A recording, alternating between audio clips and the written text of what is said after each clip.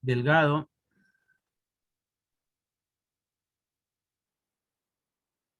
Garcés.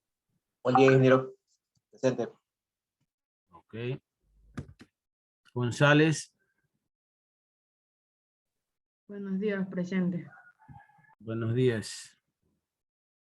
¿Quién contestó? Matamoro. ¿Le gusté? González. Ah, ya, ok. Herrera.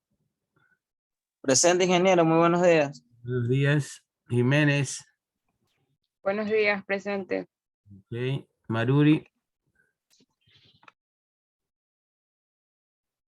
Matamoro. Buenos días, presente. Méndez. Mora Jaime. Buenos días, ingeniero, presente. Mora Morán. Buenos días, presente. Buenos días. Parrales. No está Parrales. Pisa. Buenos días, ingeniero. Presente. Buen día. Pombosa. No está. Rizo. Presente, ingeniero. Buenos días. Buen día. Ruiz.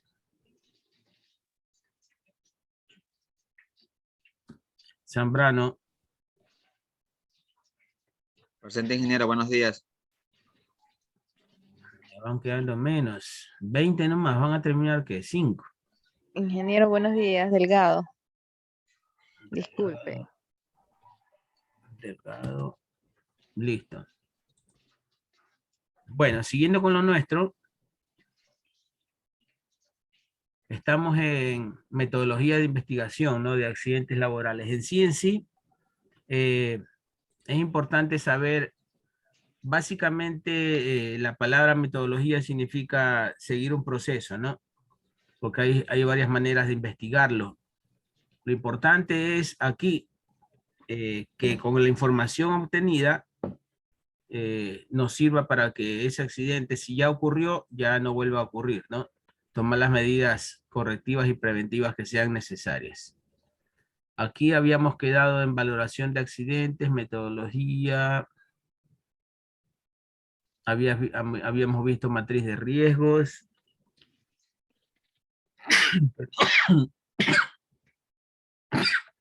Perdón, fases de accidentes, consecuencias, y estábamos en análisis de peligros. La última clase, ya nos habíamos quedado, ya habíamos recibido el trabajo en clase. Desde aquí vamos a coger, ¿sí? A ver, vamos con George. Ayúdame, George, con la lectura. Ya, ingeniero. Vamos a las fases del accidente, aquí.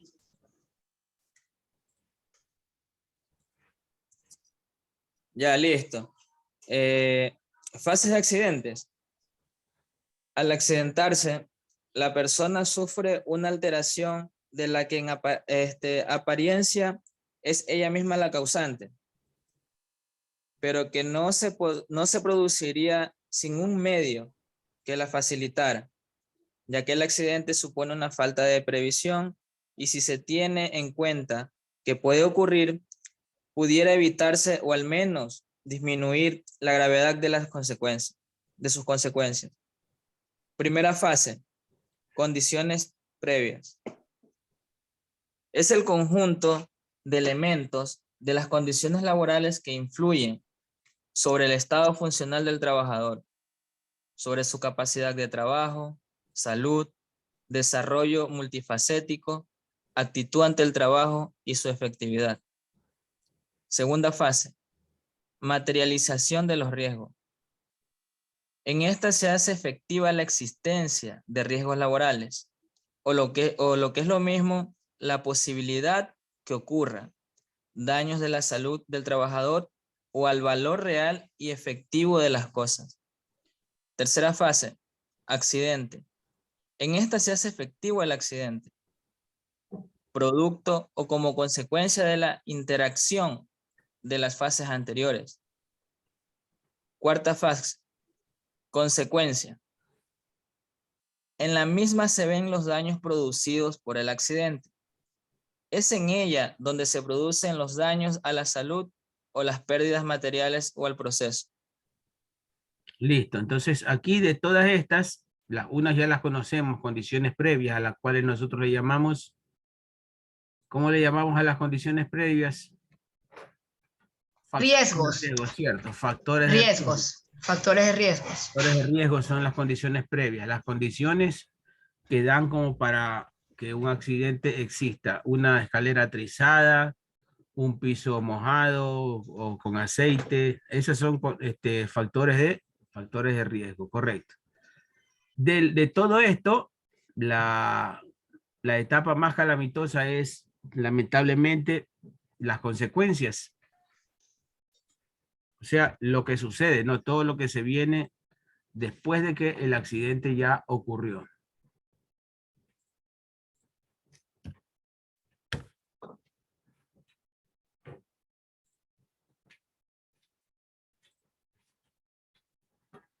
Hola Workers, bienvenidos de nuevo. Hoy vamos a conocer las etapas del duelo aplicadas a los accidentes laborales. La primera etapa es aquella en la que nos damos cuenta que tenemos un problema. La denominamos etapa de crisis. En la segunda etapa estamos hablando del momento en el que negamos haber sufrido un accidente por nuestra propia responsabilidad, por no protegernos o por no seguir los pasos de prevención. Es la negación. El momento en el que culpamos al resto es la tercera etapa. Solemos decir cosas como, si no me hubieran mandado a hacer esto y lo otro. Conocemos como la etapa de la ira o el enfado. La siguiente etapa es una de las más duras. Es cuando caemos en modo depresión. No encontramos salida ni solución a la situación en la que acabamos de entrar. A continuación, entramos en la etapa de aceptación. Comenzamos a ser conscientes de que podíamos haber evitado el accidente siguiendo las medidas preventivas y utilizando los equipos de protección que nos aportó la empresa. Por último, la mejor etapa. Una vez concluido todo el proceso, comenzamos a utilizar los equipos de protección y a seguir las normas de seguridad. Y entonces estaríamos en la etapa del aprendizaje. Aquí podéis ver el ciclo completo. Ahora que ya conocéis las fases del duelo de un accidente laboral, ¿por qué no os saltáis las 5 primeras etapas y vamos directos al aprendizaje? Un accidente laboral, ¿por qué no os saltáis las 5 primeras? Bueno, aquí estamos, ¿no? Luego de que el accidente ocurrió, hablamos de que la persona, lógicamente, que queda viva, ¿no? Que queda viva luego de un accidente, o sea, un accidente sin baja, sin muerte, ya pasa inevitablemente por estas etapas post accidente. Crisis, negación, hablando de la culpa, de la autoculpa, del autorreconocimiento. Luego el enfado por no haber podido evitar. ¿Qué tal que el que se falleció es un gran amigo tuyo o un hermano, qué sé yo, un familiar? La depresión, aceptar todo eso, luego de la crisis, la negación y el enfado. Al aceptarlo tú te deprimes, es totalmente normal. Esta es la etapa más difícil, ¿no? Aceptar lo que ocurrió, con todas sus consecuencias. Y esta es una etapa que no todo el mundo la cruza, no todo el mundo la acepta, no todo el mundo la completa, que es el aprendizaje. Para esto sí necesitas un acompañamiento. Todas las otras etapas vienen solas, pero el aprendizaje es una etapa que requiere no solo estar respirando, ¿no? Requiere hacer una introspección, una revisión de lo que pasó, qué es lo que se pudo evitar, qué es lo que no se debe hacer, ¿ya? El aprendizaje luego de esto.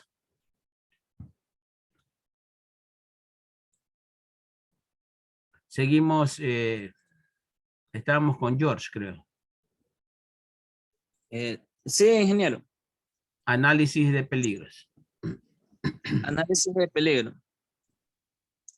El análisis de riesgos laborales, también conocido como evaluación de riesgos laborales, Es un proceso destinado a identificar y localizar los posibles riesgos para la seguridad de la salud de los trabajadores y realizar una valoración de los mismos que permita priorizar su corrección. Los modelos más sencillos y comunes valoran los riesgos en función de consecuencias y la probabilidad en 3 o más niveles. Una vez definidos estos niveles, se utiliza una matriz que los relaciona para determinar la magnitud del riesgo. Este proceso es altamente subjetivo. Por ello, se han desarrollado gran número de variantes que intentan hacerlo más objetivo. Es común el uso de listas de chequeo y el análisis del histórico del accidente para concretar la consecuencia, así como de los índices de accidentabilidad para aproximar la probabilidad. ¿Cómo realizar el análisis? Un análisis de riesgo de trabajo es un procedimiento que lleva a integrar los principios y prácticas de salud y seguridad aceptadas en una operación en particular. Hay que tener en cuenta que cada paso básico del trabajo se examina por identificar riesgos potenciales y determinar la forma más segura de hacer el trabajo. La principal metodología reside en la observación del trabajador y el desempeño habitual de sus funciones, con su propio equipo y herramientas.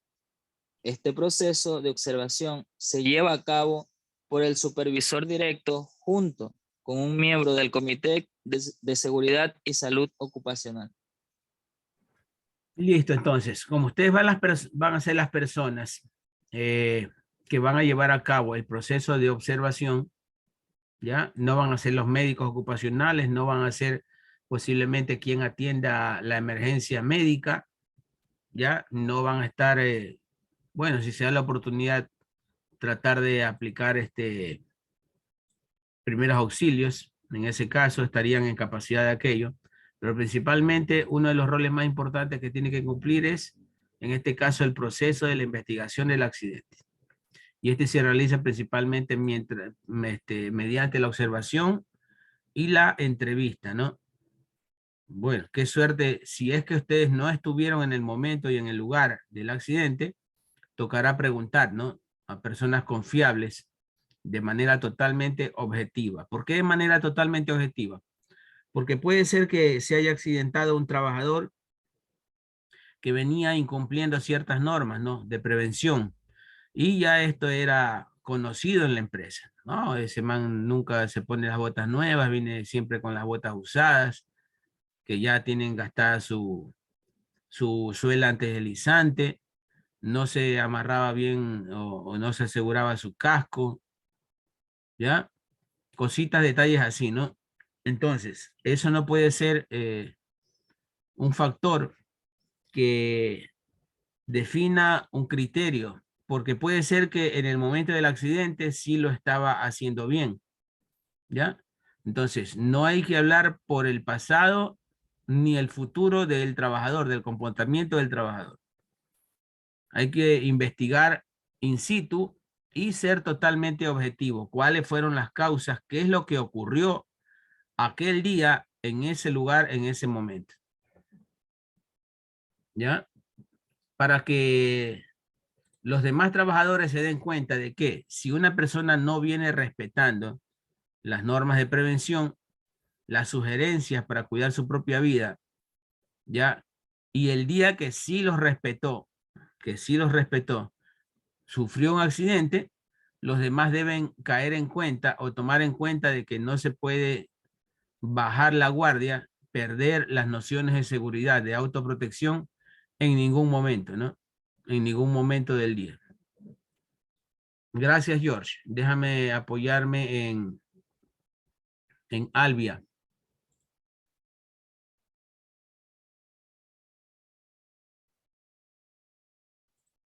Albia, Sí, estamos aquí, al término de la monitorización. Al término de la monitorización, todas las partes implicadas, incluyendo el trabajador, discuten los pasos básicos que comprendería. Selección del trabajo a desempeñar. División del trabajo en frecuencia de partes. Identificación de los riesgos potenciales. Determinación de las medidas preventivas. Correcto. Tenemos selección del trabajo a desempeñar. ¿Qué tipo de trabajo, qué tipo de ficha, qué tipo de metodología vamos a escoger para hacer la investigación del accidente? Hay muchas, hay varias. Yo tengo un par de ejemplos que ya les voy a compartir. ¿Ya? División del trabajo en frecuencia en partes. ¿Ya? Porque hay etapas también en la investigación de accidentes. Recuerda que la investigación de accidentes nace después de lo que el accidente ocurrió, ¿no? Después de que ya suplimos, afrontamos la emergencia, ya supuestamente, ojalá no suceda así, después de que la persona ya falleció, el accidentado, o por lo menos está de baja, o por lo menos fue un susto, un conato, un incidente. Después de todo eso, viene la investigación objetiva como tal. Entonces, puede ser que esta investigación se demore un poco y se haga necesario dividirla en partes. ¿Cierto? Entrevistas primero, observaciones, a ver qué condiciones habían cerca del accidente, qué factores pudieron haber afectado, ¿ya? Identificación de los riesgos potenciales mediante observación, principalmente, y determinación de las medidas preventivas para que esto no vuelva a ocurrir.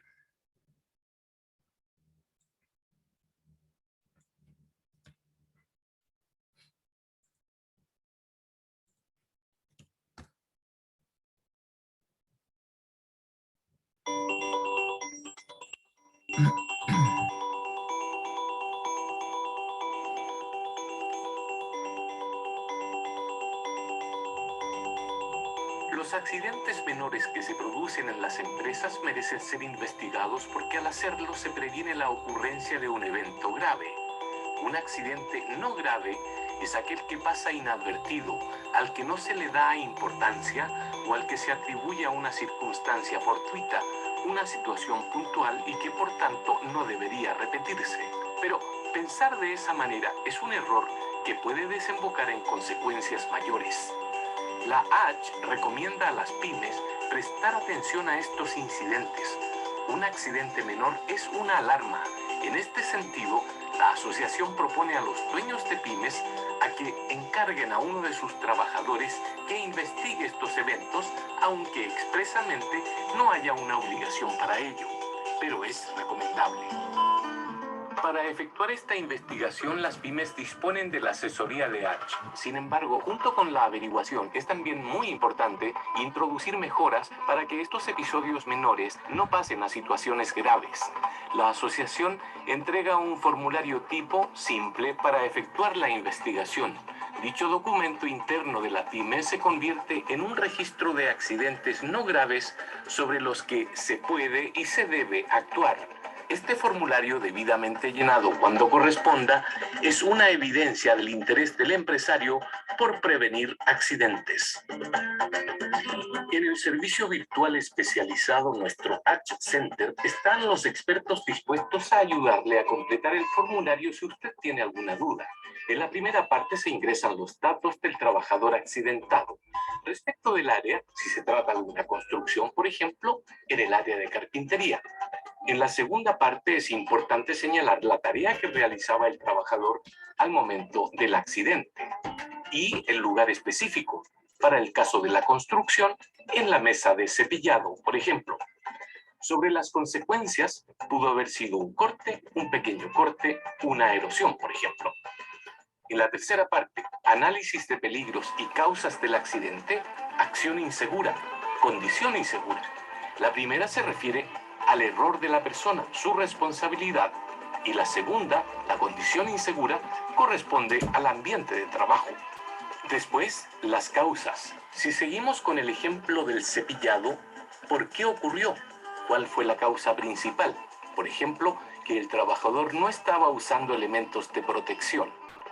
Después, se anotan los testigos del accidente si es que los hubo. Enseguida, los nombres de quien realizó el informe, quién lo validó y quién lo aprobó. Si la pyme tiene menos de 25 trabajadores, se salta el número 7 del formulario. Y el último capítulo son los anexos. Se incorporan allí todos los elementos que ayuden a la investigación. Si el empresario no tiene tiempo o está ocupado en otras cosas, puede designar a un trabajador para que efectúe la investigación. Igualmente, la asociación recomienda que las pymes cuenten con un monitor en prevención de riesgos. La ACH periódicamente capacita a trabajadores de pymes para que se desempeñen como monitores, ya sea en sus sedes de todo el país como en los establecimientos de INACAP. Infórmese con nosotros para capacitar a uno de sus trabajadores. Un monitor resultará fundamental para investigar estos accidentes menores ocurridos en la empresa. No olvide también que por ley el empresario debe utilizar todos los mecanismos disponibles, incluida la asesoría de la asociación, para evitar estos accidentes y prevenir la ocurrencia de eventos mayores y lamentables. De acuerdo con la circular 2345 de la Superintendencia de Seguridad Social, los accidentes graves son investigados por un experto en prevención de riesgos y son aquellos con resultado fatal o con amputaciones o con reanimación en los que haya que efectuar rescate o que haya una caída de más de 2 metros de altura. También se consideran graves aquellos protagonizados por los menores de 18 años en faenas y aquellos con más de 30 días de licencia. Señor empresario pyme, evítese usted todos estos problemas y siga las recomendaciones de H. No deje pasar hechos como los accidentes no graves en su empresa.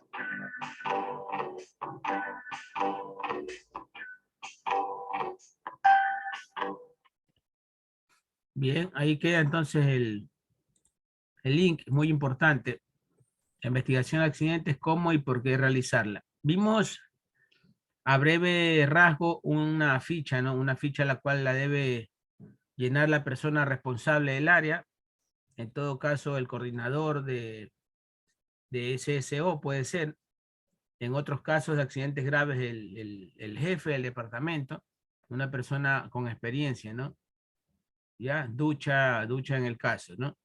Aquí tenemos, les decía que les voy a compartir, déjenme compartirles un modelo de ficha. Aquí en el mismo chat.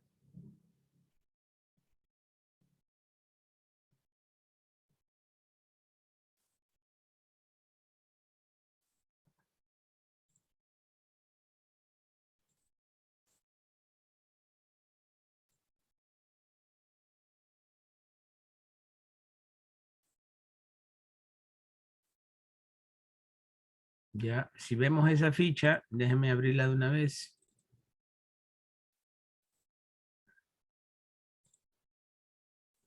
Es una ficha sencilla, apenas de dos caras, ¿no? De dos carillas.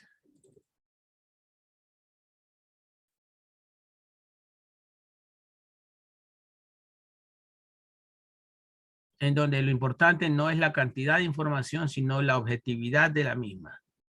Sin ningún sesgo, ¿no? Porque como ya les había manifestado la clase pasada, puede ser que el accidentado haya tenido algún nexo consanguíneo, familiar, afectivo con nosotros, lo cual es difícil. Para eso es el carácter del profesional, no dejarse influir por esa situación, ¿no? Aquí tenemos la unidad, por ejemplo, que lleva a cargo el procedimiento, el año, la parte, la numeración de la parte del accidente, ya, el código, correcto, el código puede ser por área de trabajo, ya. Tenemos datos del trabajador, eso sí lo habíamos visto. Datos del trabajador, nombre, antigüedad, edad, ocupación o profesión, categoría profesional, si es que dentro de la planta lo hacen así. Los datos del suceso, la fecha, los testigos, ¿ya? La hora del trabajo, a qué hora ocurrió, ¿ya? Si él estaba en su turno o no, si es que estaba doblando. Esto es muy importante porque puede ser que esté doblando turno y luego de, qué sé yo, 14 horas de trabajo le haya ocurrido el accidente. Entonces ya ahí, solo con ese dato, solo con ese detalle ya podemos llegar a un criterio, ¿no? A una conclusión de cuáles fueron los factores que produjeron esto. ¿Ya? Si estaba en su puesto de trabajo o no, el agente material, la parte del agente, la forma en que se produjo, los datos de la investigación, la fecha, las personas entrevistadas, la descripción del accidente. Deberían haber un par de líneas más, ¿ya? Ser objetivo, ¿no? Hablar con palabras de fácil entendimiento aquí. Causas del accidente, ¿ya? Acá el análisis causal, los factores que definen el accidente como tal, materiales, ambiente y lugar de trabajo, que son condiciones de trabajo. Si son individuales, las características del trabajador como tal, u organizativas en todo caso. Si es que estaba cumpliendo alguna tarea extraordinaria en la cual el trabajador no tenía mayor experiencia, por ejemplo, si fue por apuro, si fue por trabajo monótono, por aburrimiento quizás, si la formación existente era insuficiente, falta de capacitación, si las instrucciones no fueron claras, por ejemplo, ¿ya? Si el método de trabajo fue inadecuado, todas esas son razones organizativas. O sea, que no tienen que ver tanto con el trabajador directamente, sino con el empresario básicamente, ¿no? Cuando se trata de razones organizativas. Por ejemplo, mantenimiento existente tiene cierta responsabilidad el empresario. Inexistencia de suficiente tareas de identificación, o sea, puede ser falta de señalética, falta de corrección de riesgos ya detectados con anterioridad y que no fueron corregidos, inexistencia de equipos de protección individual, acá le dicen EPP, en España le dicen equipos de protección individual, EPIs, intervención ante emergencias no previstas. ¿Correcto? Ya las causas individuales ya son incapacidad, falla de cualificación, inexperiencia.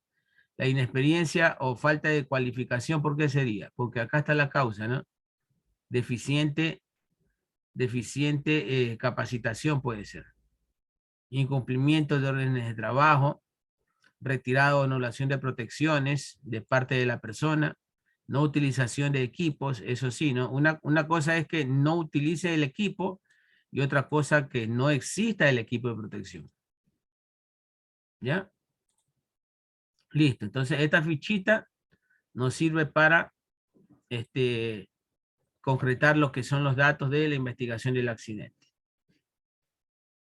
Sencilla, ¿no? Ahora, esta ficha nos sirve, pero tenemos otros ejemplos de cómo llenar una ficha. Aquí tenemos 1, 2, 3, 4 capítulos básicamente, 4 parámetros que llenar. Son datos del trabajador, datos del suceso, datos de la investigación y causas del accidente. ¿Ya? Acá, por otro lado, tengo ejemplos de llenado de estas fichas en diferentes formatos. ¿Ya? Fichas técnicas de accidentes de trabajo, también les voy a compartir esto. En el sector de Navarra, son ejemplos que ya acontecieron, ¿no? Ya sucedieron y fue levantada la información. Ya fueron registradas. ¿Ya? Investigación de accidentes, este es un PDF, ya les comparto de nuevo. Este es el dato de la empresa, la ficha vacía. Correcto. Pero más adelante tenemos ya ejemplos de llenado. Estos son porcentajes, ¿no? Estadísticas de lo que ha ocurrido en Navarra en el 2008. Estadística. Aquí tenemos modelos de fichas de accidentes. Aquí tenemos simbología. Y aquí comenzamos, ¿no? Por ejemplo, llenado de una ficha cuando ha sucedido la caída de una carga de una carretilla. O sea, imaginemos un montacarga que por ahí iba con las uñas muy arriba, con las uñas muy arriba, y entonces el centro de gravedad del montacarga estaba muy alejado del piso, del suelo. Sucedió que ese montacarga cayó en un bache, ¿ya? Y la carga se viró, ¿cierto? Por esa mala maniobra, ¿ya? Así tenemos cuatro, así como tenemos nuestra ficha acá, como habíamos visto la ficha de investigación con 4 parámetros principales: datos, datos del suceso, datos de investigación y causa del accidente. Acá también tenemos 4, ¿no? Naturaleza de los trabajos, ya, descripción del accidente, las causas y las acciones correctoras. Lo mismo pero con otros nombres, ¿no?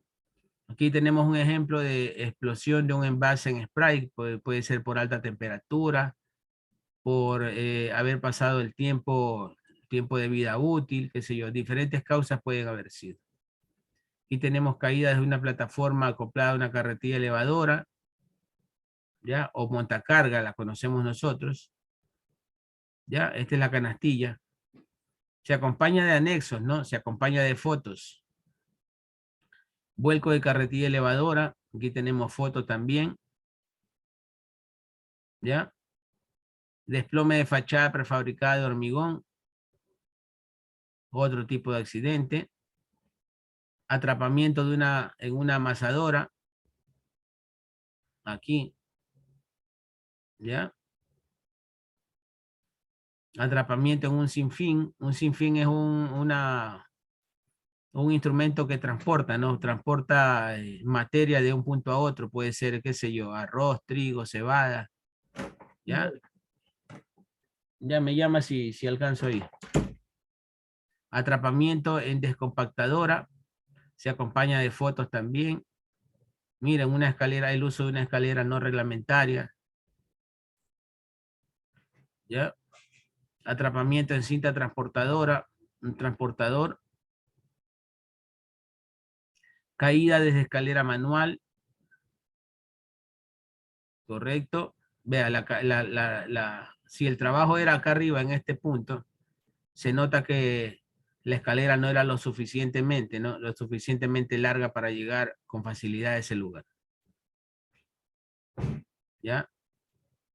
Lo reglamentario es, en estos casos, que el punto máximo de altura donde el trabajador va a ejecutar su actividad esté o exija que él se apoye sus pies en la mitad de la escalera, en la mitad, para que la otra mitad del otro extremo superior esté disponible para que él se pueda en algún momento agarrar con sus manos. Ya utilizar el primero, segundo, tercer escalón ya es peligroso, ¿no? Ya sería solo de ser ejecutable en el caso de que utilicemos el peldaño central, hasta esa altura, en caso de escaleras manuales. Caída de escalera manual 2, como en este caso, por ejemplo, vean, ya está más arriba del peldaño central. ¿Ya? Atrapamiento por prensa excéntrica, o troqueladora que le llamamos acá, con la matriz de corte. Miren cómo se recogen datos, ¿no? Fotos, atrapamiento, y ustedes tienen que hacer un mini cursito de fotografía, ¿no? Coger el ángulo más adecuado para la mejor observación, pues, ¿no? Porque esas fotos van a quedar archivadas en su documento. Atrapamiento por volteadora de tanque sería esta. Caída por rotura de placa de fibrocemento, ¿ya? Una placa de, que le dicen acá, gypsum, ¿ya? O en todo caso, Eternit. Corte por tronzadora de disco, peligrosísimo esto. ¿Ya? Corte con máquina escuadradora. Bueno, algunos modelos, tenemos algunos modelos 17, déjenme ver acá. Y seguimos, ¿no? Son ejemplos de llenado que ya les voy a compartir. ¿Me confirman si les llegó el primer documento? Sí, ingeniero.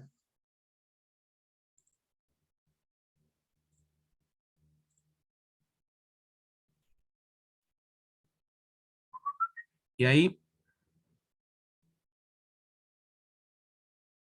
También, ingeniero. Ya, listo. Ahí lo tiene de referencia entonces. Con palabras claras y romanticismo llenar esa ficha. ¿Ah? ¿Alguno de ustedes ha sido testigo alguna vez de un accidente? Accidente de cualquier tipo, no necesariamente laboral. Sí, sí he visto. Yo también, ingeniero. Sí, sí he visto, ingeniero. Incluso he visto hasta que se han muerto. ¿Has visto muerte en vivo y en directo? Sí, Pero accidente, ¿qué? Tránsito. cuando trabajaba en la Penny por hace como un año, hace como 2 años y medio, por esta misma fecha, en la tarde hubo un aguacerazo y una moto se metió debajo de un carro y el carro le aplastó la cabeza. O sea, resbaló la moto.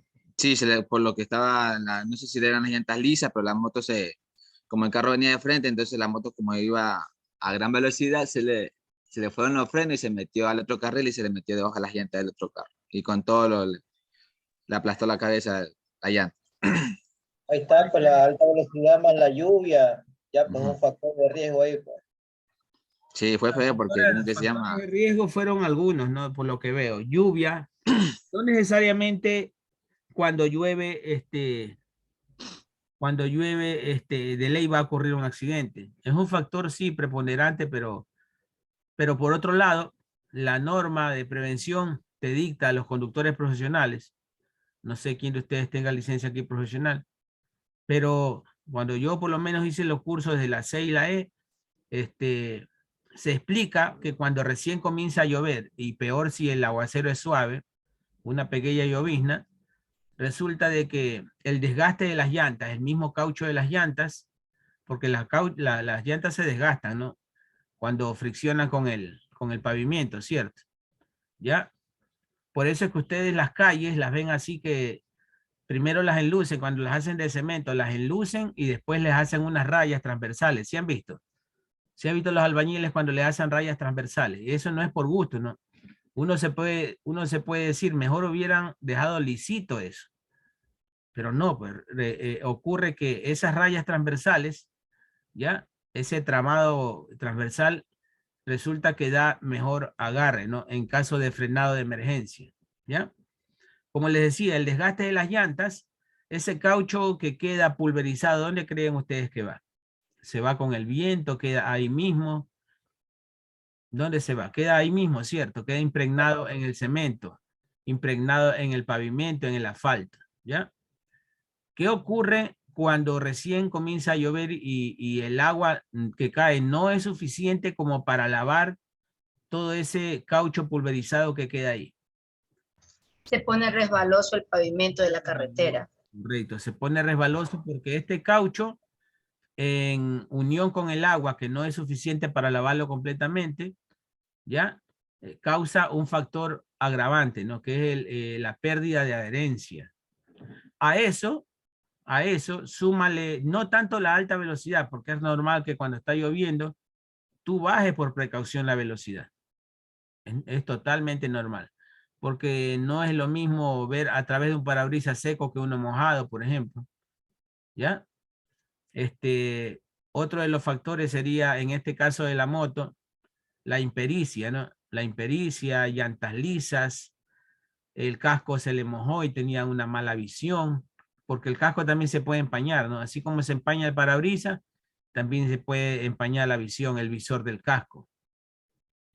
Y si le aplastó la cabeza es porque o iba sin casco o el casco salió volando, aunque con un carro es difícil, ¿no? Es difícil. Entonces, ahí analizando así a breves rasgos esos factores, ya más o menos definimos cuáles fueron las causas. Correcto. Entonces, ahí tienen la ficha de investigación y los ejemplos para que tomen en cuenta el llenado como referencia. A ver, presidenta, vamos con su colaboración.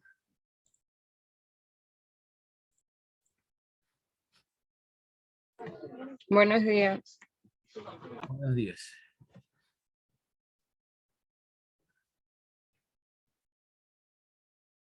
Vamos con factores a tener en cuenta en el caso del llenado de la ficha de investigación de accidentes. Factores a tener en cuenta. A la hora de llevar a cabo un análisis de riesgo laboral, hay determinados factores que no podemos pasar por alto, que la frecuencia y gravedad de accidente. Requieren especial atención a aquellos puestos de trabajo en los que los accidentes ocurren con mayor frecuencia o, en su defecto, los que derivan en lesiones graves o incapacitantes. Potencial para lesiones o enfermedades graves, especialmente aquellas consecuencias derivadas de la exposición a sustancias nocivas o condiciones peligrosas.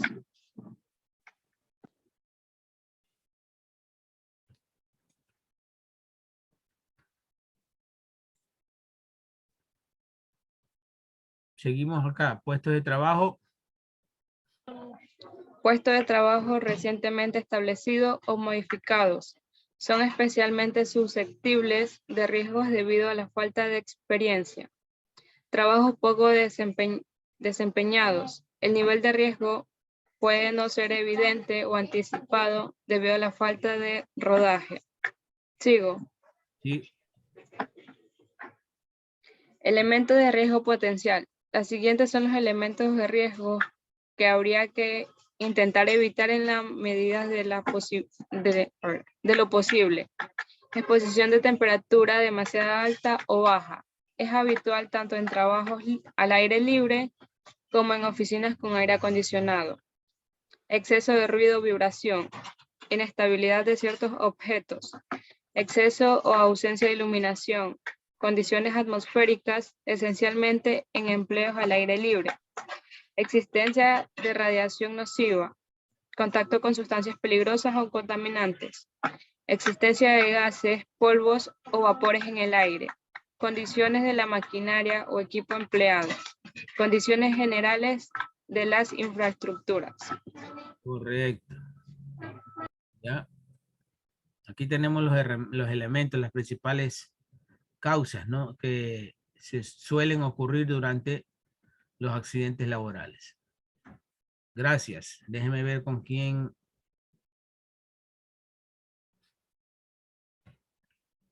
Alguien que no haya participado. A ver, Mora Morán. ¿Cómo llevar a cabo la prevención?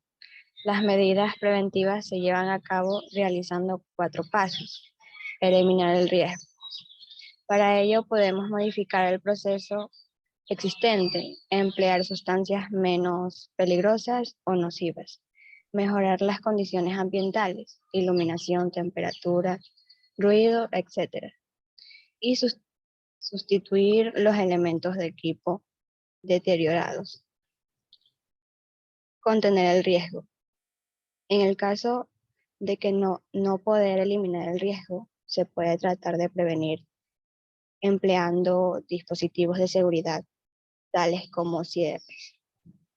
Revisar los procedimientos de trabajo, mediante la modificación de aquellos pasos que son peligrosos o la agregación de pasos adicionales.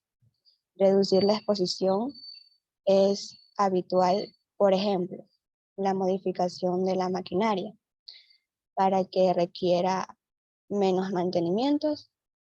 También se recomienda un uso apropiado de protección personal.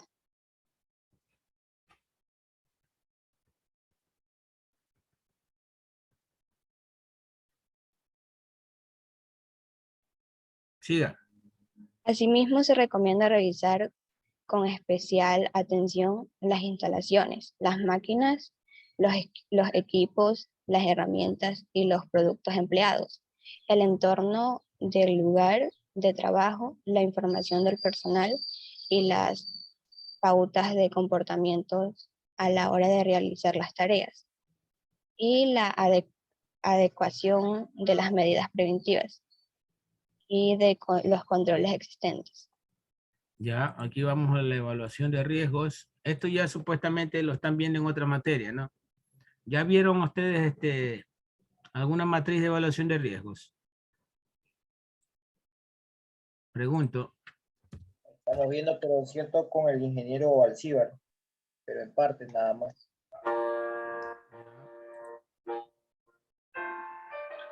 El tema que a continuación se tratará es el análisis de riesgo. Básicamente va enfocado a varias etapas. La primera es la identificación de peligros. La segunda etapa es la calificación de un riesgo. De ahí vienen lo que son las medidas para disminuir ese nivel de riesgo. Y ya por último se vuelve a evaluar el riesgo y nos tiene que dar un número inferior al que tenía anteriormente, si es que hay varias oportunidades de mejora. Para tratar este tema vamos a poner un ejemplo, que es el de una persona que está sobre una tarima. Esta tarima...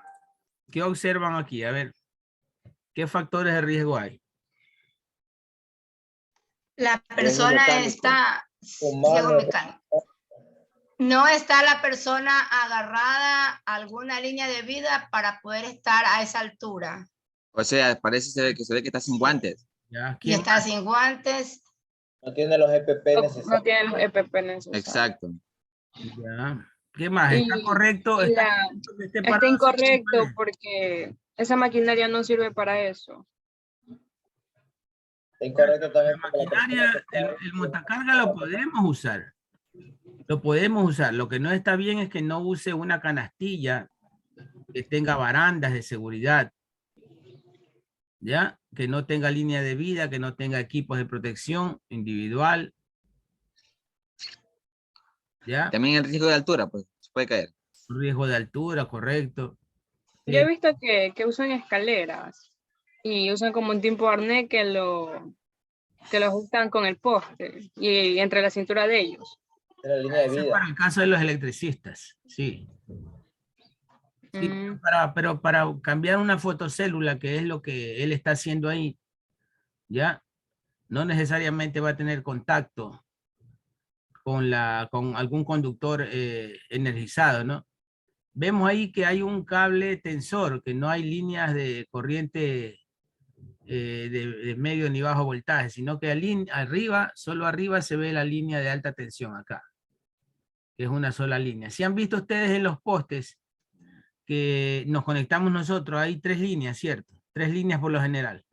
Y más arriba de eso, en la cabeza del poste, arriba, donde hay una garrucha de cerámica, ahí hay otro cable que baja solito, va solito. ¿Ya? Ese es el cable de alta tensión.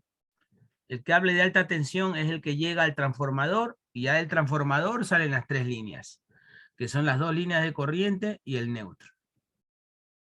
¿Ya? En este caso él está cambiando una fotocélula, que es un accesorio que permite que la lámpara se prenda automáticamente cuando el ambiente se oscurece. ¿Ya? Es como un controlador, ¿no? Para no estar prendiendo manualmente todas las lámparas de todos los postes, la fotocélula sensa la luz ambiental y cuando baja el nivel de iluminación del ambiente, o sea, ya está haciéndose de noche, 6:30, 6:45, la fotocélula tiene un ojito que sensa la oscuridad y manda a prender la lámpara. Se llama fotocelda o fotocélula. La eleva a su vez un montacargas y no tiene ningún procedimiento, no tiene entrenamiento para trabajar en alturas. El trabajador no tiene un equipo de restricción de caídas, no tiene algún otro objeto, solamente lo que vemos. Antes de iniciar con la evaluación de riesgos, es necesario tener de una manera iniciativa visual o ambas los peligros a los que pudiera estar expuestos el personal. Entonces aquí tenemos algunos ejemplos. El primer pictograma en la parte superior izquierda de su pantalla es el inflamable. El que le sigue en la derecha es quemadura de superficie caliente. Nos va a servir de referencia para ver qué tan peligroso. Aquí ya entramos a la evaluación de riesgos. De manera adicional a los peligros, hay que tener una escala para poder dar un valor al final que nos va a servir. Ya, este es un método, ¿no? Este es un método binario simplificado o llamado de probabilidad versus consecuencias. ¿Ya? La probabilidad de que ocurra le da una numeración. O sea, ¿qué tan seguro es que ocurra? Esa se llama probabilidad. La severidad del daño, si esa persona se cae desde esa altura, que por lo menos son unos, por lo que veo, unos 5 o 6 metros, ¿ya? ¿Qué tan grave sería el daño que le ocurriría a él? Esa es la severidad. La frecuencia de exposición, ¿qué tan frecuente se cambia esa fotocélula de esa lámpara? ¿Cuántas veces al año? ¿Correcto? Por lo general, este tipo de accesorios, fotocelda, muy difícilmente se daña, ¿no? Ya se daña es porque cumple su vida útil, por las condiciones de estar al aire libre, el sol la quema, derrite el plástico, ¿ya? Por desgaste normal, totalmente natural, ¿ya? Y el número de personas expuestas a ese riesgo, a ese accidente. Entonces, ¿cuál es la probabilidad numéricamente? ¿Qué valoración le dan ustedes a la posibilidad de que él se caiga de ese palet? La más alta. O sea que usted dice que es segurito que se va a caer. Para mí que sí, porque realmente no tiene nada de seguridad esta persona. Y aparte que existe exceso de confianza en él mismo. Ya. ¿Quién Puede ser opinión Parece diferente? encima de un pallet. A ver, Zambrano, Eso no es una seguro. opinión diferente numéricamente a la de Anita.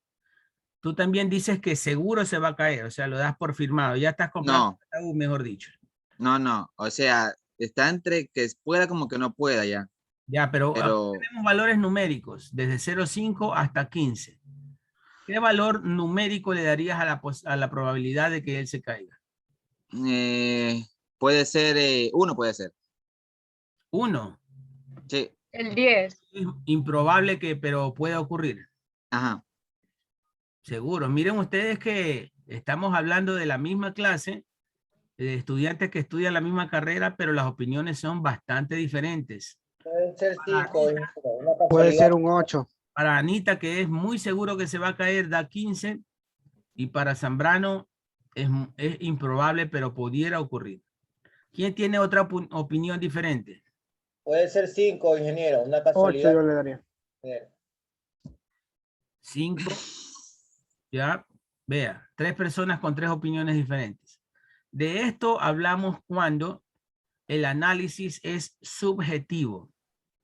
Subjetivo. Esta es la subjetividad de ver a través de la gente, a través del profesional. Bueno, seguramente ustedes cuando ya ustedes terminen su carrera, se estén graduando, ya van a opinar de forma diferente, ¿no? Sabiendo todo lo que puede ocurrir, ya, si le pregunto a 3 personas en quinto, ya estoy seguro de que no variará entre 8 y 10. 8, 10, 15, 8, 10, 15, pero ya no tomarán en cuenta los valores de acá, ¿no? ¿Ya? ¿Por qué? Porque ya, lógicamente, a través de su carrera ya van formando un criterio, ¿no? Ya van formando un criterio, correcto. Ya van a tener un poco más de experiencia y van a ir perdiendo un poco la subjetividad y se van volviendo más objetivos, ¿ya? La severidad del daño. Si esa persona se cae, ustedes dicen, ¿qué tan grave van a ser las consecuencias que él pueda sufrir en su cuerpo? De todos estos valores, entre 0.1 y 15. Te digo que 15, ingeniero. Si él se cae, 15. ¿Segurito que se muere? Pues, sí, bueno, a pesar que yo vi una persona, tuve la experiencia de una persona que se cayó de un tercer piso, o sea, lo tocó ese cable de alta tensión y la persona se cayó sobre un carro, sobrevivió. Tengo un caso verídico que sobrevivió. Bueno, esos son casos también excepcionales, ¿no? Pero yo les pregunto, si se cae esa persona de 6 metros, ¿segurito que se muere? Caiga como... No, puede ser una fractura de hueso menor o enfermedad menor. El número 2. Sería el 8. No, si se cae, si tiene de 8 a 15. Realmente, si se cae... Pero es que si son 6 metros y se cae en la tierra, no se va a morir solo por caer en la Pero tierra. y si está en la calle, si está en la carretera, si siempre están por la Orellana arreglando, ahí una avenida, una... Pero Yo he es la visto la Orellana, de hay riesgo, líneas. ¿verdad?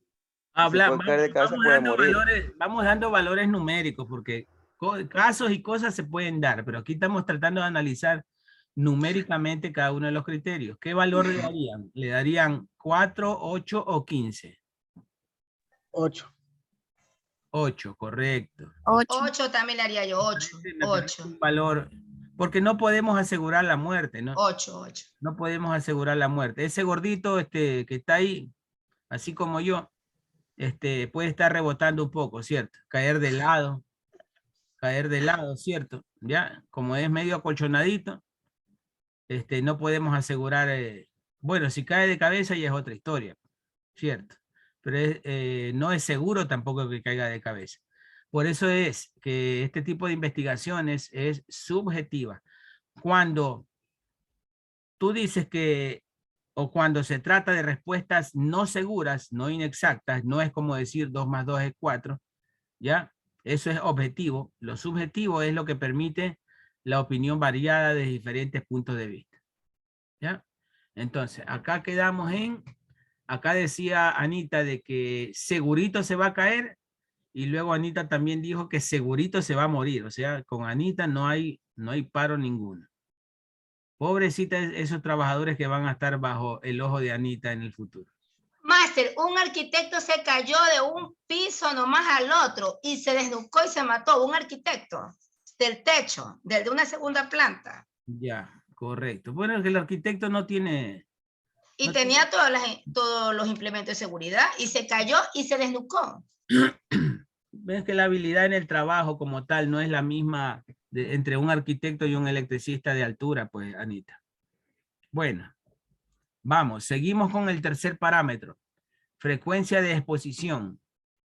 Digamos que este aditamento, este accesorio, lo vamos a cambiar una vez al año. Entonces le damos un valor de 0.5. ¿Ya? Y eso una vez al año porque no es probable que esté dañado, sino que la norma, el checklist, dicta que se cambie una vez al año, esté bueno o esté malo. Por mantenimiento, ¿no? Acá, número de personas expuestas. ¿Ya? ¿Cuántas personas vemos expuestas ahí en la maniobra esa? A 2. 2, el del montacarga y la persona que estaba arriba de 2. Correcto, 2 personas. 2 personas. ¿Ya? Algunos dirán solo una se va a caer. Pues no, la otra persona, porque no sabemos para dónde caer. Puede ser que se caiga para atrás y le caiga encima al otro. ¿Cierto?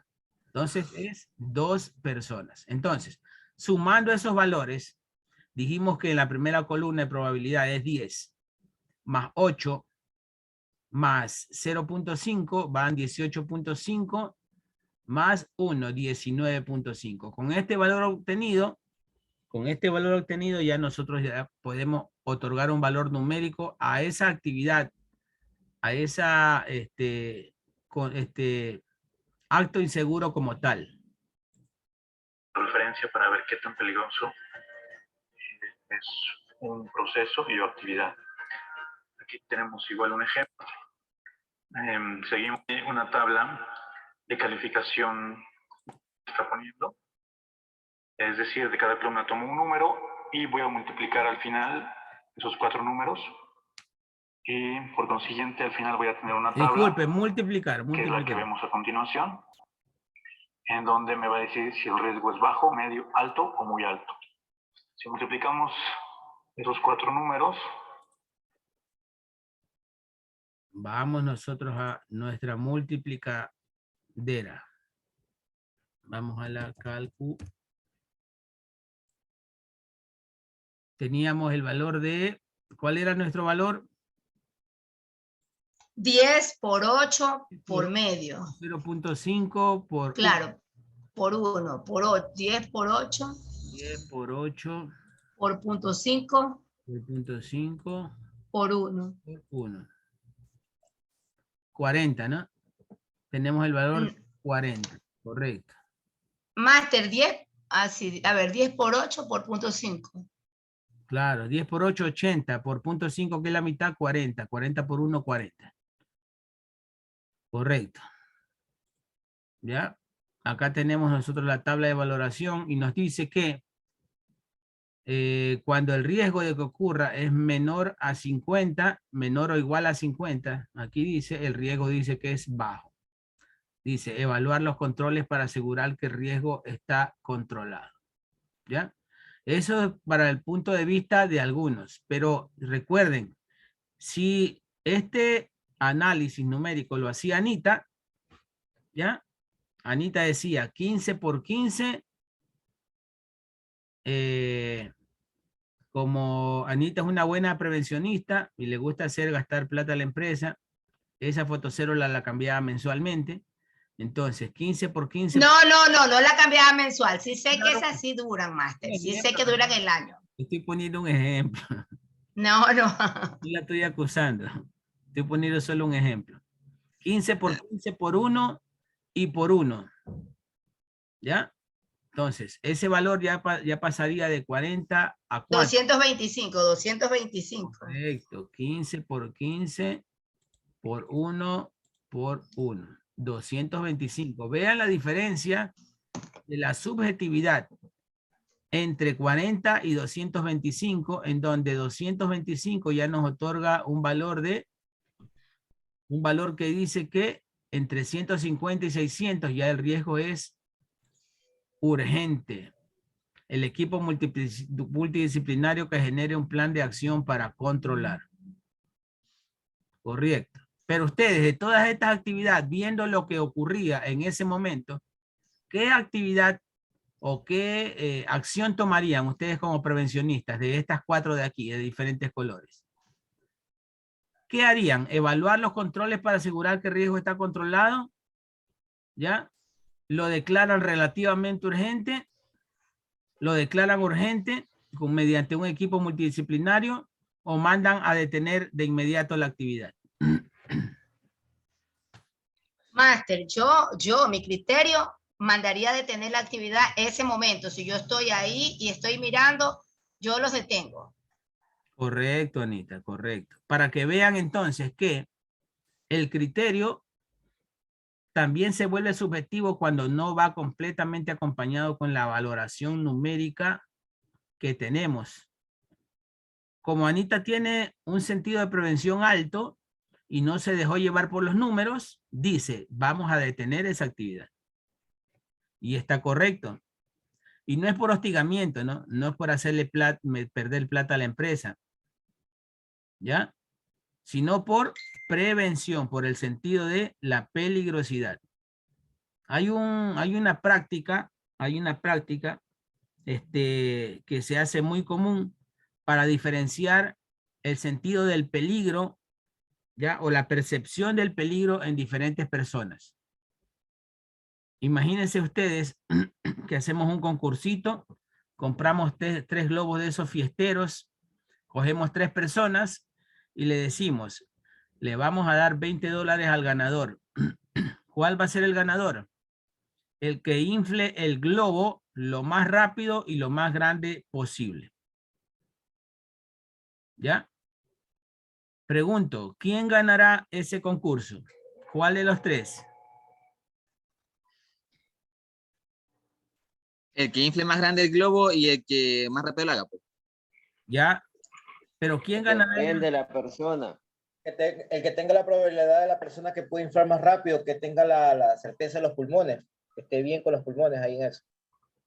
Ya, pero si lo infla demasiado, se le revienta ese globo. El que pierde, el que se le revienta ya pierde. Pues. Claro. O sea, es que es relativamente porque nadie va a saber si el que tiene los pulmones más buenos va a inflar más rápido o menos. ¿Quién va a ganar? Va a ganar la persona que tenga menos miedo a que el globo se le reviente en la cara. ¿Ya? Porque esa persona que tiene menos miedo va a soplar cada vez más rápido y más. ¿Ya? Correcto. Entonces, eso es percepción del peligro. Una persona nerviosita que le tiene mucho miedo a que el globo se le reviente en la cara, va a soplar despacio y va a soplar lento, ¿cierto? ¿Ya? Y en cada soplido va a estar tomando prevención y precaución. Mientras una persona que no tiene miedo de que le revienten la cara va a soplar más rápido y cada vez más volumen de aire. ¿Cierto? ¿Ya?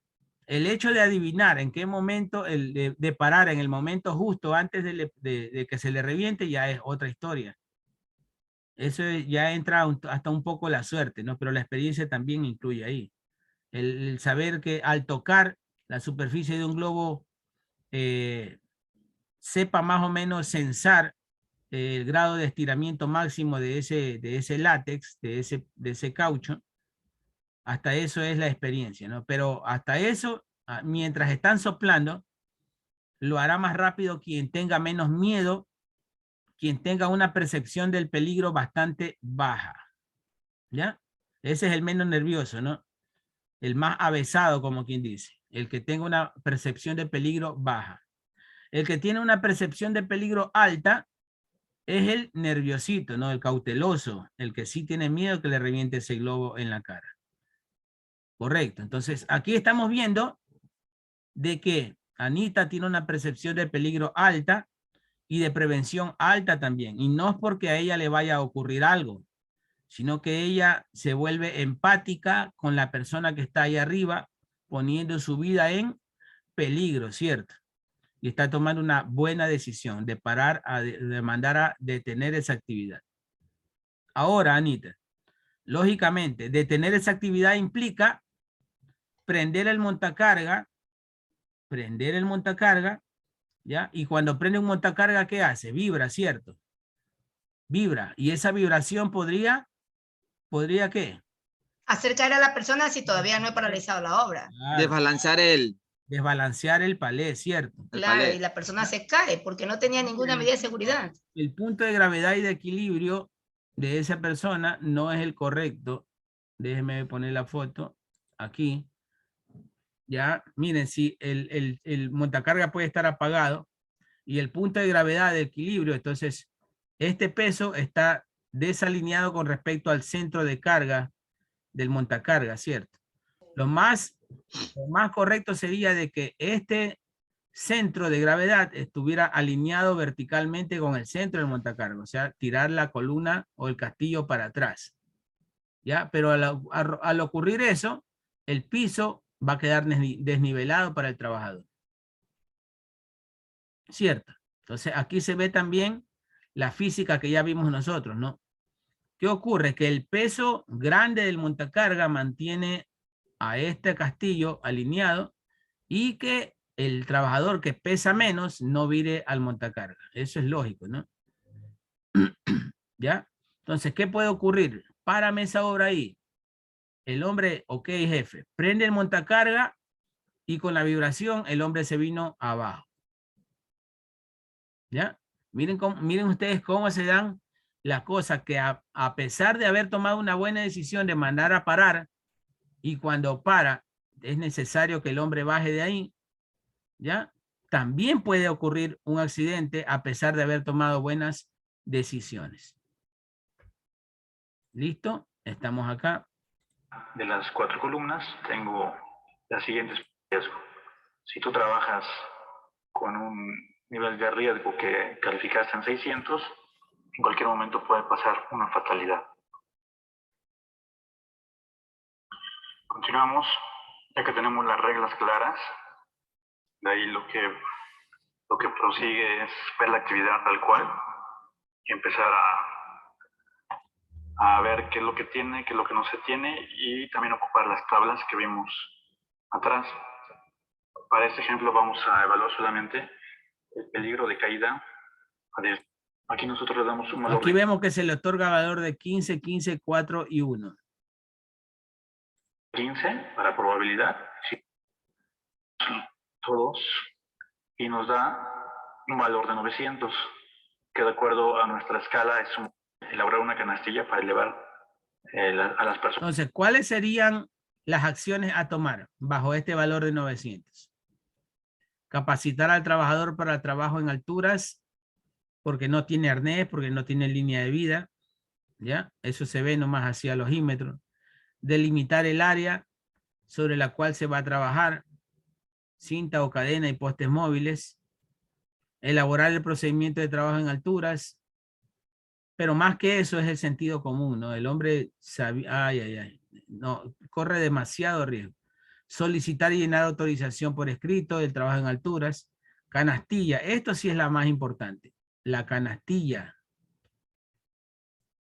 ¿ya? Para elevación de personas de manera segura, el arnés, que es parte de los EPIs, línea retráctil, que va pegada al arnés, o es la línea de acolchonamiento de caídas, ¿no? De amortiguación de la caída, línea antitrauma, que es la línea de vida, gancho carabinero, que va con la línea de vida, y punto fijo, que sería arriba, ¿no? La parte de arriba del poste. ¿Ya? Y así, tenemos una valoración numérica y vemos la subjetividad, ¿no? Hemos tenido varias opiniones de parte de ustedes, dependiendo de qué, dependiendo de la experiencia, la percepción del peligro, hemos sacado valores numéricos y hemos llegado a una conclusión, incluso de acciones preventivas que se pueden tomar. Preventivas y correctivas. Listo, estamos por acá entonces. Vamos con, no está Pombosa, ¿no? A ver, ¿quién ha ingresado? ¿Está Alvarado? Aquí estoy yo. Sí, ingeniero, presente. Ingeniero, presente, A las Pombosa. 7:30. Pero ya una horita nomás pues tienen de asistencia. Entraron tarde. No, pues, ingeniero, No, 1 hora y media. ingeniero, por 10 minutos más. Caramba. O sea, Ya, ingeniero. Ya, Yo ingeniero, por ingresé favor. después. Yo también ingresé después que tomó la Solo por no decisión. interrumpirle la lista, ingeniero. la que me escribió sí fue Maruri. La única que escribió. Los demás, 1 hora. Méndez, ¿está presente? Hola. Sí, estoy licenciado, ¿me escucha? Ya. Parrales. Ella sí iba con el bebé al médico, doctor, máster, disculpe. Debe estar en la escuela de modelaje para el sábado, ¿no? No, el bebé está enfermo y lo llevaba al médico a las 5 de la mañana, se iba al hospital hoy día. Ya, Pombosita. Presente, profesor. No hay negocio hoy día, Pombos. Aquí estamos en clase. Ruiz. Presente. Correcto. Oiga, profesor, pero ahí se equivocó, pues. Ahí me puso 1, y es 2. Yo me equivoqué. ¿Sabes la gravedad de lo que acabas de decir, Pombosita? Ah, ya. A ver, Pombosita. Vamos a... Yo que tiene ganas de hablar hoy día. Vamos a la lectura.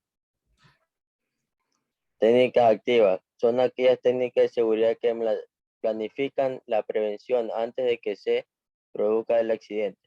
Para ello, se identifican todos los peligros existentes en los puestos de trabajo y se evalúan todos los riesgos que intentan controlarse mediante ajustes técnicos y organizativos. En esta técnica se puede encontrar, por ejemplo, la evaluación de riesgos y las inspecciones de seguridad, entre otras. La evaluación de riesgo es un proceso mediante el cual se obtiene la información necesaria para que la empresa se encuentre en condiciones de tomar una decisión apropiada sobre la oportunidad de adoptar acciones preventivas y sobre el tipo de acciones que deben adoptarse. Esta evaluación se lleva a cabo con un análisis cualitativo de riesgo dirigido, identificar y descubrir los riesgos existentes en un determinado trabajo y un análisis cualitativo, cuyo objetivo final es asignar un valor a la peligrosidad de estos riesgos, de forma que se pueden comparar y ordenar entre sí por su gran importancia. La inspección de seguridad es básicamente un análisis que se lleva a cabo observando de forma directa y de forma ordenada las instalaciones y procesos productivos para evaluar los riesgos de accidentes. Técnicas reactivas. Son son aquellas técnicas de seguridad que actúan una vez que se ha producido el accidente e intentará determinar la causa de este, para proponer e implementar las medidas de control, evitando que se vuelva a producir. Entre todo, se destaca la investigación de accidentes y el control estadístico de la accidentalidad. La investigación de accidentes tiene como punto de arranque el propio accidente y se puede definir como la técnica utilizada para el análisis en la profundidad de un accidente laboral que se haya sucedido. Se deben de investigar todos los accidentes mortales, graves y leves, e incluso deberían investigarse todos los accidentes blancos que se repiten de forma frecuente, que tengan un riesgo potencial y origen daño a las personas o aquellos que presentan causas desconocidas. En cuanto a lo que se... En cuanto a lo que se respecta al control estadístico de la accidentalidad, la recopilación detallada de los accidentes es una valiosa fuente de información que es conveniente aprovechar al máximo. Para lo que es importante tener una serie de datos referentes a ellos mismos, su entorno que queda registrado para su posterior.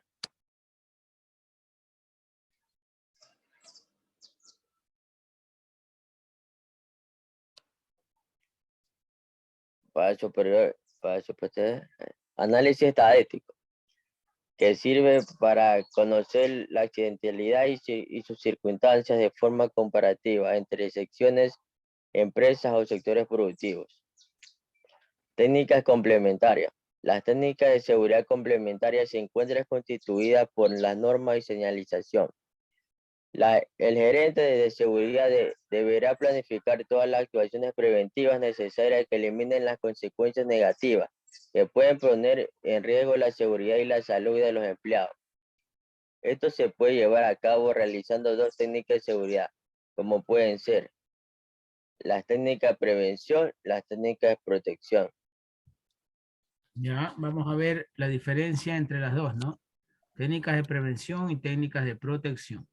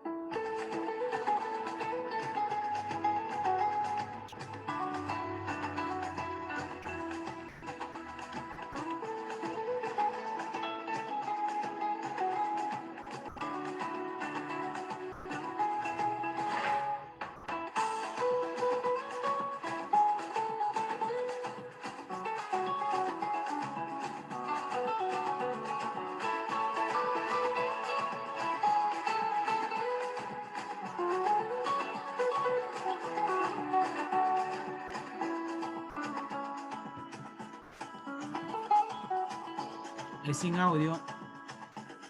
Lo vamos a dejar pendiente para que lo puedan ver ustedes y adelantar un poco más la clase. Vamos con técnicas de prevención de riesgos laborales. Zambrano. Dígame, ingeniero. Ayúdeme aquí en esta parte. A ver.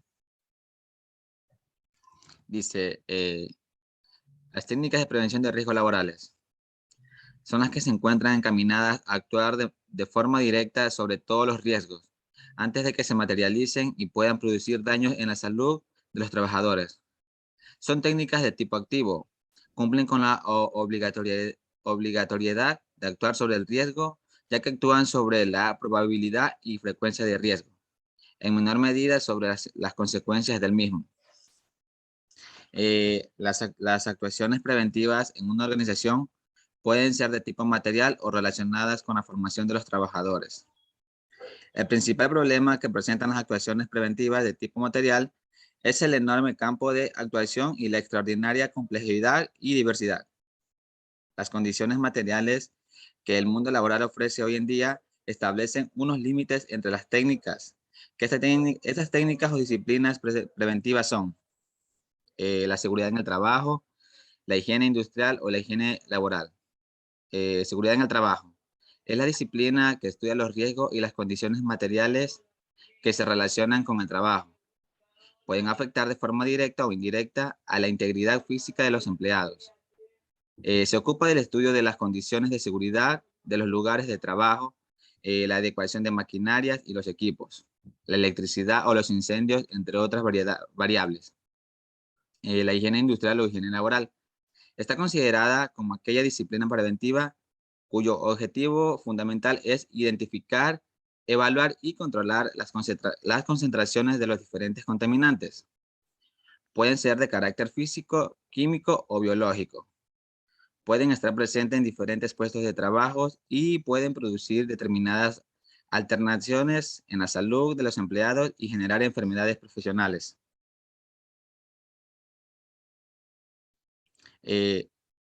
¿Sigo? Sí. Bueno, la ergonomía.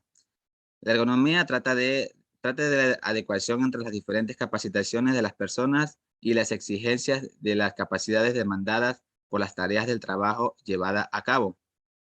En un principio se dirigía fundamentalmente al estudio y a la adecuación de las dimensiones de los puestos de trabajo y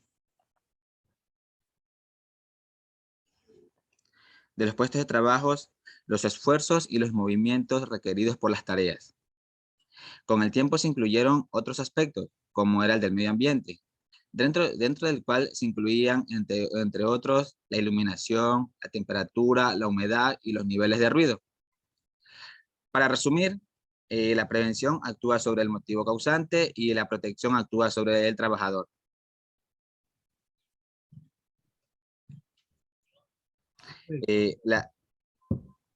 Entonces, aquí, esto es lo importante, ¿ah?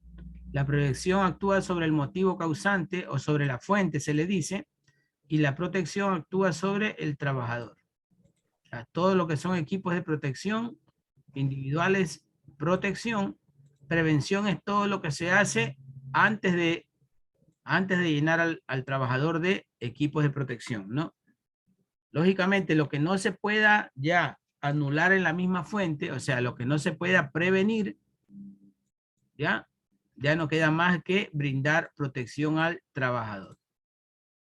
Vamos aquí con posturas inadecuadas. Una pregunta, ¿hasta qué hora es? ¿Hasta las 8:30 o hasta las 9? A las A las 9, ingeniero. Ya.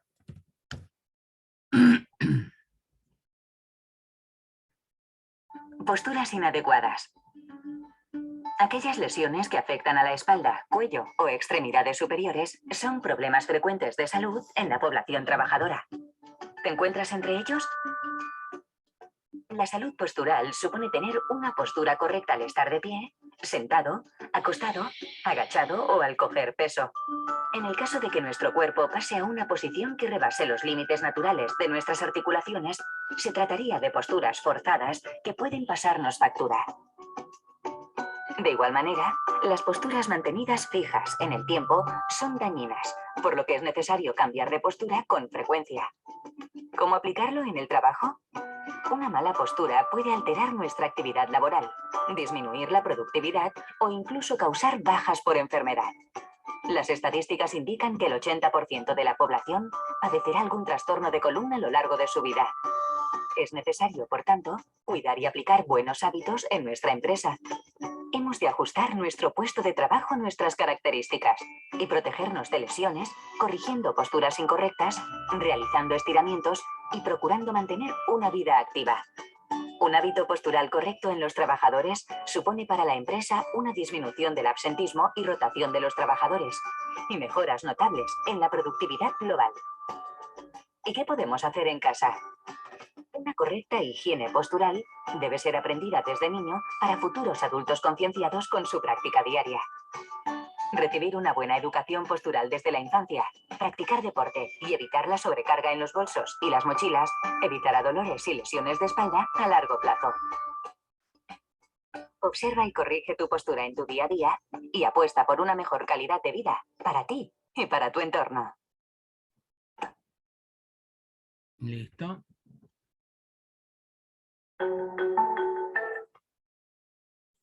Estamos aquí entonces. Seguimos con Zambrano.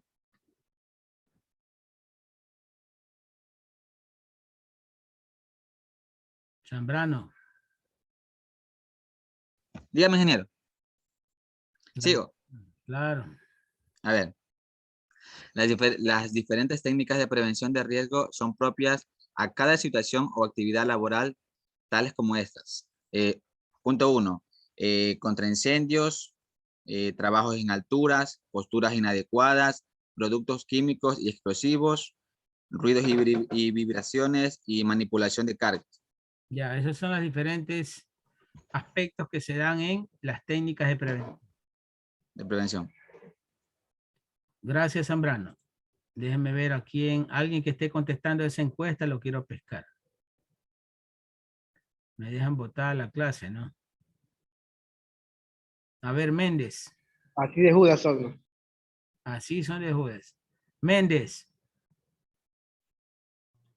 Diga, licenciado. Ayúdeme aquí con la lectura. Ok. Metodologías de investigación. Ya. Metodologías de investigación de accidentes y enfermedades ocupacionales. El proceso de investigación de accidentes de trabajo se divide en las siguientes etapas.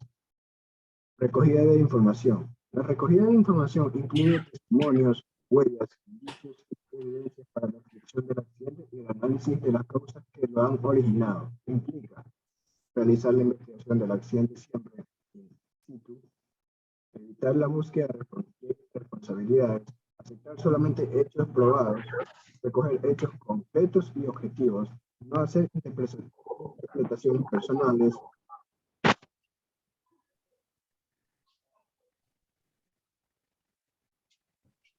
No se le escucha bien, Méndez.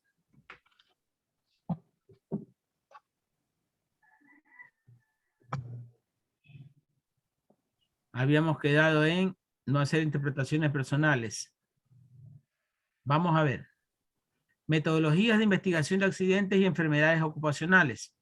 El proceso de investigación de accidentes de trabajo se divide en las siguientes etapas. Recogida de información. La recogida de información incluye testimonios, huellas, indicios y evidencias para la descripción del accidente y el análisis de las causas que lo han originado. Implica realizar la investigación del accidente siempre in situ, evitar la búsqueda de responsabilidades, aceptar solamente hechos probados, recoger hechos concretos y objetivos, no hacer interpretaciones personales, no hacer juicios de valor. En esta etapa, los testimonios que se han de recoger son principalmente los de el accidentado, los testigos presenciales, personas que aún no siendo testigos puedan dar datos que expliquen los hechos que se produjeron, trabajadores que realicen la misma tarea, delegados de prevención, otros. ¿Ya? Seguimos con, a ver, Parrales no está, ¿no? A ver, Ruiz.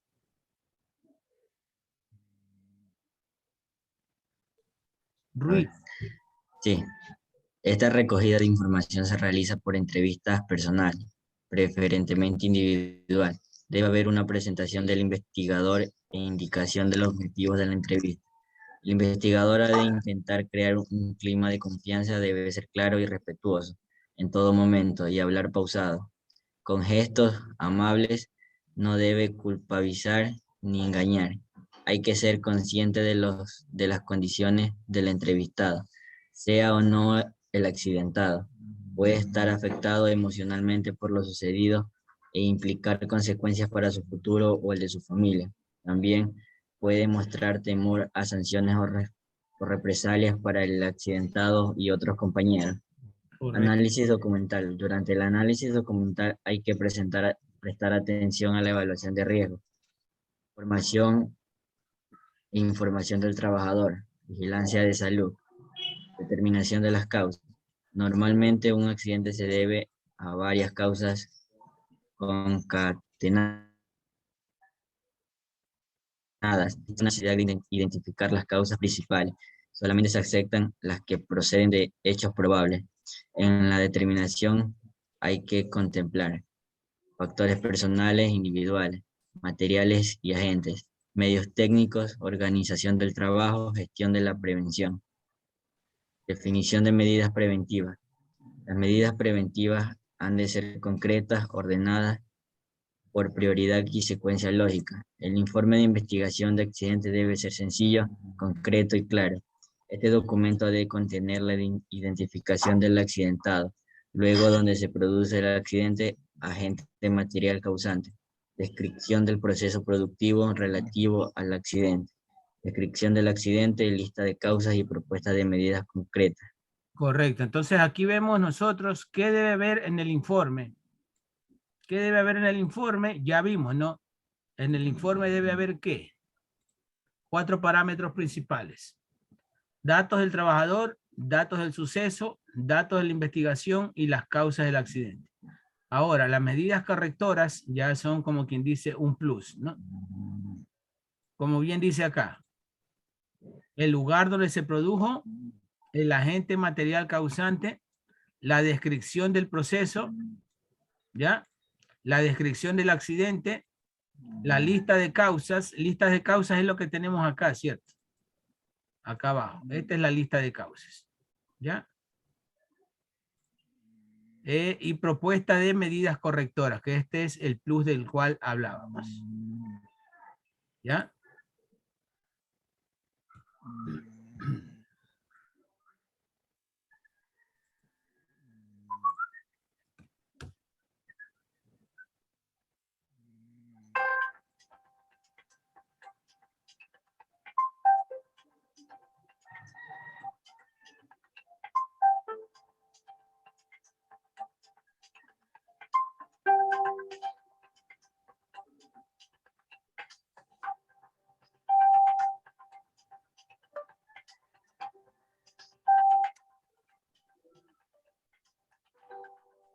Ojo, identificar las causas, hechos y situaciones que lo han generado. Lógicamente, objetivamente, ¿no? Implementar las medidas correctivas encaminadas a eliminar o minimizar condiciones de riesgo y principalmente evitar su recurrencia, o sea, que no vuelva a ocurrir.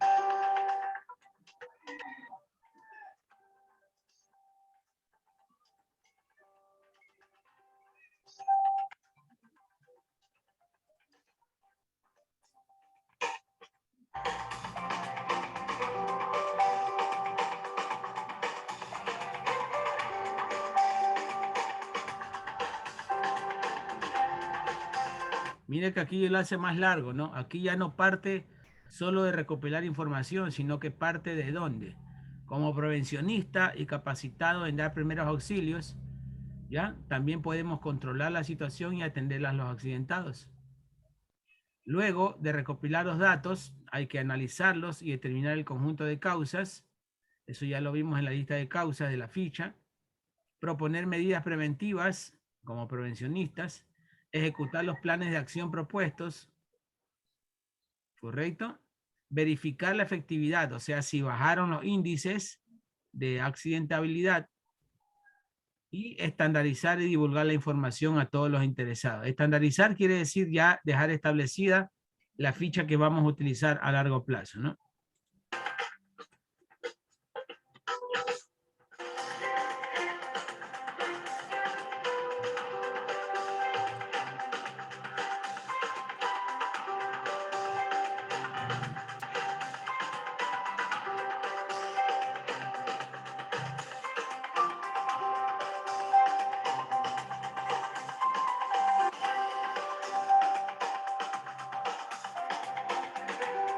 Esto es uno de los pasos más difíciles, el asunto de la entrevista. El asunto de generar confianza al entrevistado. Puede ser que el entrevistado haya tenido la culpa del accidente, que se le murió el amigo. ¿Qué tal si los dos trabajaban en la misma máquina y uno de los dos tuvo la culpa y el que no tuvo la culpa se accidentó? ¿Ya? Entonces, ¿cómo vuelves tú a generar confianza en el entrevistado? Diciéndole quizás que no va a pasar nada, que no va a haber consecuencias de orden laboral ni económico. Quizás, ¿no? Hay que tener algo de psicología también en esos casos. ¿Ya? En lo posible entrevistar en el lugar del accidente. ¿Para qué? Para mantener frescos los recuerdos, ¿no? ¿Cierto? Entrevistar por separado. ¿Por qué entrevistan por separado? A ver, ¿por qué sería bueno entrevistar por separado? Para que cada persona dé su opinión de lo que sucedió y no estén repitiendo lo que dice el uno y dice el otro. O sea, para que el entrevistador saque una conclusión diferente de cada persona, de lo que ha sucedido. ¿Diferente o los factores en común y saque una versión? Llegue a una conclusión de todo lo que está preguntando, porque si varias personas dicen varios testimonios, entonces él queda como que ¿qué pasó? Pero si entrevista a 10 personas y 6 dicen más o menos igual lo que sucedió, entonces él dice, es esto.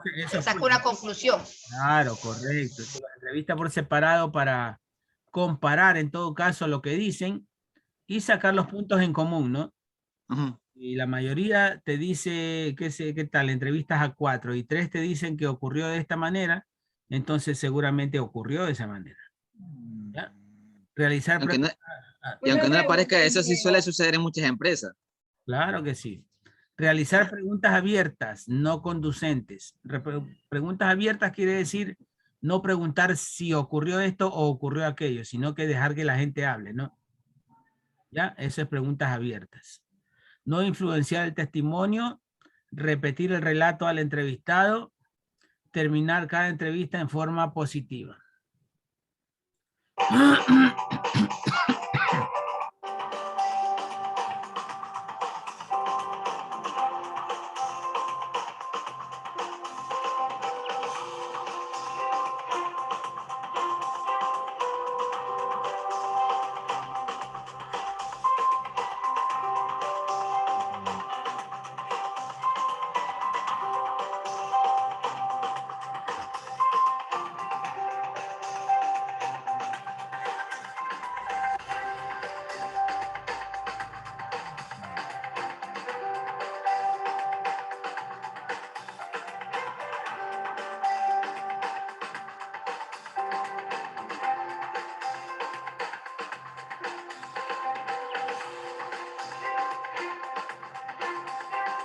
Hola.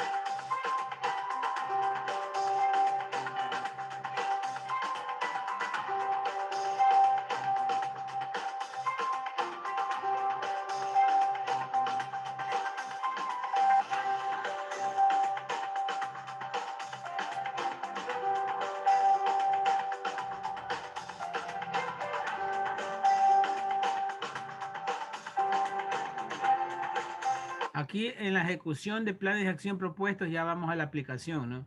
Al mejoramiento del sistema.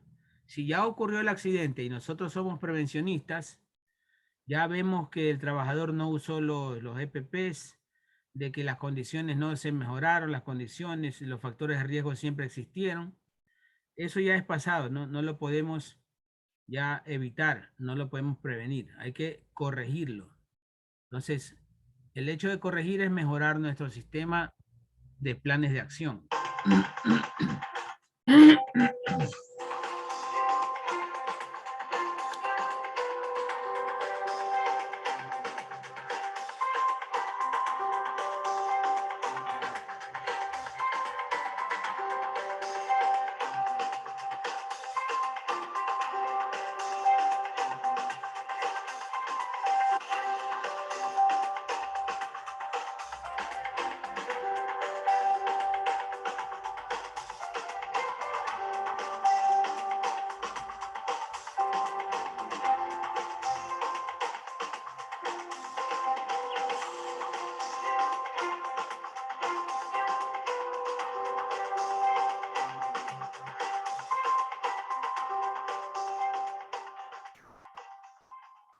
Vamos a la lección aprendida. ¿Cuál es la lección aprendida? Es un resumen de la investigación del accidente que tiene como finalidad dar a conocer los principales aspectos del incidente o accidente. La descripción, determinación de causas y medidas preventivas a tomar y correctivas también. ¿Listo, niños? Aquí nos vamos a quedar antes de entrar a la unidad 2.